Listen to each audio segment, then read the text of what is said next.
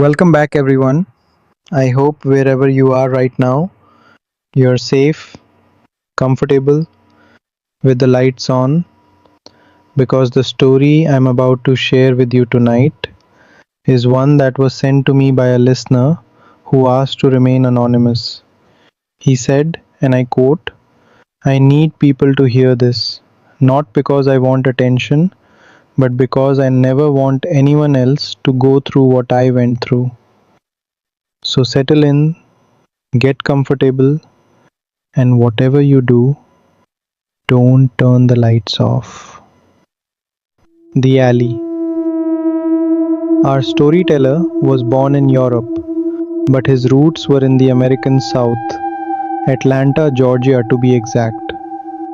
He came from one of those families, you know the type, the family everyone calls when there's a problem. Financial trouble, disputes, heartbreak, they all ended up at his family's door. He didn't know it then, but that detail matters. In the summer of 2018, he flew back to Atlanta for the holidays.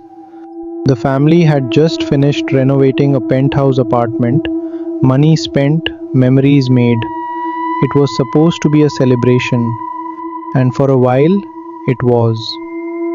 One night, the entire city lost power. A massive blackout, the kind that swallows a city whole. No street lights, no hum of electricity, just darkness. He was already out with friends when it happened, driving through the dead streets, and then nature called. His friends didn't want to go back. There's a back alley right here, they said. 2 minutes, nobody uses it. Back alleys in that part of town were forgotten places, used for garbage, for pipes, for things people didn't want to think about. He stepped out, walked a few feet into the darkness, did what he had to do, and walked back. Simple, forgettable, or so he thought. The weight on his chest. They came home around 4 am, power was still out. Everyone had moved up to the rooftop terrace to sleep in the heat. He joined them, found a spot, and lay down. When the power finally came back, he drifted downstairs, too tired for his room. He collapsed onto the living room sofa. And that's when it started. Something pressed down on him. A weight, crushing, deliberate, wrapping around his throat. He opened his eyes. The room was dark. He turned the lights off himself. But in that darkness, something was leaning over him. A shadow, tall, heavy, pressing down with both hands around his neck. He couldn't scream. He couldn't move. His voice was gone. Then a door opened. His sister in law was walking through the dining room for her early morning routine. She heard a muffled, strangled sound. She called his name. She turned on the light. And just like that, it was gone. He sat up, gasping. His sister in law screamed when she saw his face. Red eyes, hand marks on his throat. The family tried to comfort him. You were dreaming, they said. It was sleep paralysis. You've been overtired. He wanted to believe them. It followed him home. He flew back to his apartment in Chicago, Illinois, alone. His father was passing through on a layover, a planned stopover, just to spend a few days together. That first night, they fell asleep watching a movie in the living room. And it happened again. The same crushing weight, the same grip around his throat. This time it lasted longer. He had to slam his fists against the couch cushions just to wake his father. His father flipped on the light. Same scene. Red eyes, gasping, trembling. Son, his father said firmly, you need to fix your sleep schedule. This is sleep paralysis. Get your routine together. His father left after 3 days. That same night, it came back. Every 1 or 2 days after that, the same thing: throat, darkness, that weight. He was healthy. He ran, he swam, he went to the gym. There was nothing wrong with him on paper. But something was wrong, very wrong. Because now it wasn't just at night. He started to feel it during the day. A presence, always nearby, always watching. One morning, he opened his closet to get dressed. His white shirt, freshly laundered, had red spots on it. He set it aside, grabbed another. Red spots.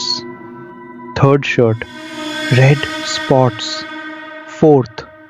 Red spots. That's not a coincidence. He grabbed a dark shirt and left. He had somewhere to be, driving a friend's wife to a job interview outside the city. On the way back, on the interstate highway, his tire blew.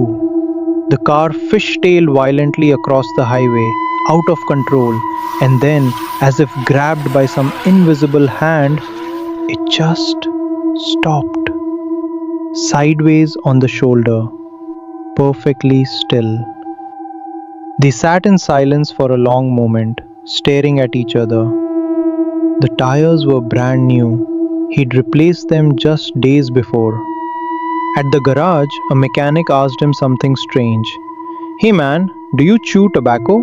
Red tobacco?" He said no. "Because," the mechanic said slowly, "your driver's door, it was covered in red spit marks, like someone had been spitting on it over and over." He drove home in silence.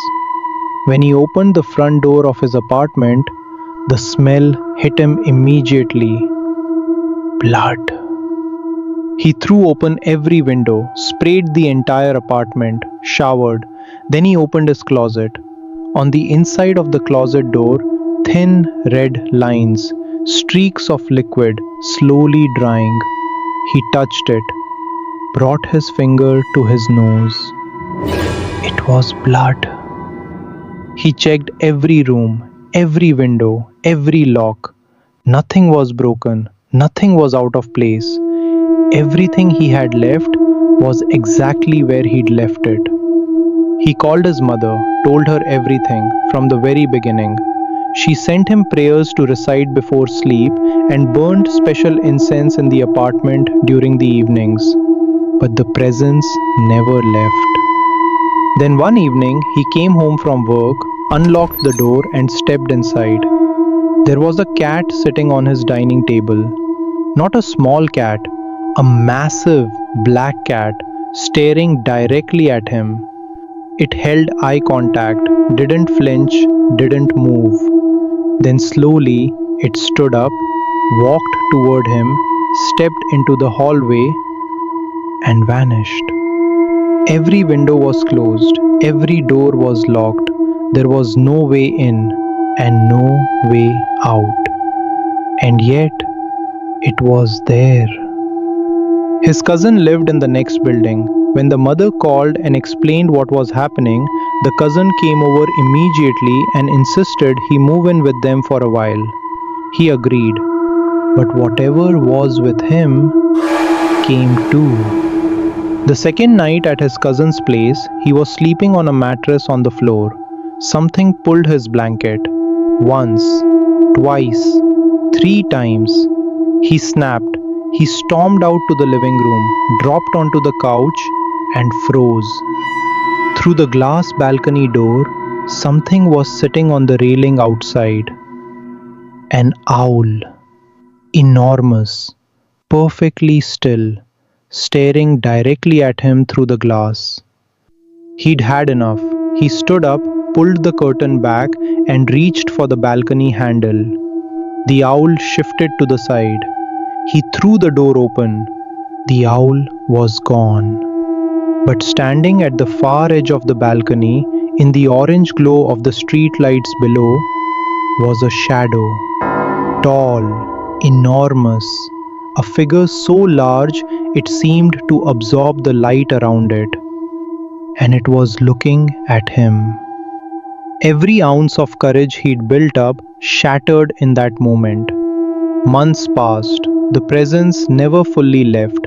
His shirts kept getting stained, his car kept breaking down, his health deteriorated. He developed severe diabetes, blood pressure issues, digestive problems that never seemed to heal. His memory started to slip. One evening, almost a year after it all began, just before the world went into lockdown, he got into his car and drove. No destination, just driving, thinking. Why me? He said out loud, to no one, to the empty car. On the drive back, he stopped at a red light, and then he felt it, the presence, right behind him, in the back seat. He didn't turn around, he couldn't. But then something happened that he will never, for the rest of his life, forget. A voice. Not from outside, not from the speakers, not from anywhere physical. It was as if someone had connected directly to his mind, like a vibration between his ears and his chest at the same time. We are the ones who came to you in your sleep. We tormented you because of what you did that night. In that alley. We were there. And what you did disturbed us deeply. We are leaving now. But never do that again. He could barely keep the car on the road. He made it home. He doesn't remember how. That night was the last time the presence came. But the diabetes remains. The blood pressure remains. The memory gaps remain. He later asked several people knowledgeable in the paranormal about what had happened to him. None of them could say for certain what it was. Was it something he accidentally disturbed that night in the alley? Invisible beings who considered that place their own? Was it something sent by an enemy? Or is it possible that forces we cannot see share this world with us, and sometimes, without meaning to, we cross a line?